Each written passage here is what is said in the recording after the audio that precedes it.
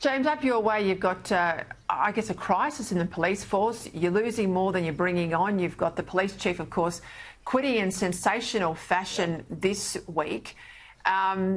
We're told today there's apparently not enough prisons up your way. A lot of young offenders, of course, get the bail. You know, it's catch and release up there for Queensland police. And now you've got this program put up by the Premier, scratching around looking for something to do. He's calling it an intensive youth program to break the cycle of their criminality. But I thought this was a Crisafulli policy anyway. I mean, these guys have been in power for a long time, 9 years. They've got to wear the pain here. Well, you can thank Robbie Katter, actually, because most of this plan is his and One Nation's, and Crisafulli has finally come on board. Look, this program might work, providing there are wraparound services before these kids are released, because they've got to have somewhere to go back to. There's no point in doing these programs and then putting them back into the same environment at a later date.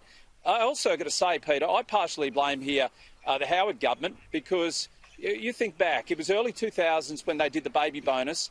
Sadly, we've got a lot of unloved and unwanted kids that were simply had for the sake of $5,000, and we are paying the price for that today. So I want people to think back. This is a culmination of both major parties. The problem has been exacerbated under this current state government here in Queensland and most Labor governments across the whole country, who have simply adopted a method of catch and release. In other states, they've wanted to raise the age limit instead of taking responsibility. And there is no one solution to this. There is a multitude of issues that need to be dealt with here. We've got more kids in resi care, which is residential care, which is state of the wards of the state effectively here in Queensland, that are conducting so much of the crime. We know that that is the problem.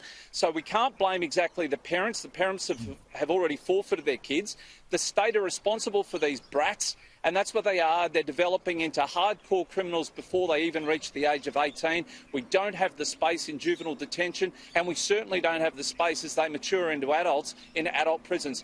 There's a lot to be dealt with here, and a lot of money's needed, but also a lot of willpower from politicians who need to open their eyes and listen to the people and the experts, not these half-wit psychologists. Listen to the prison guards before they're released.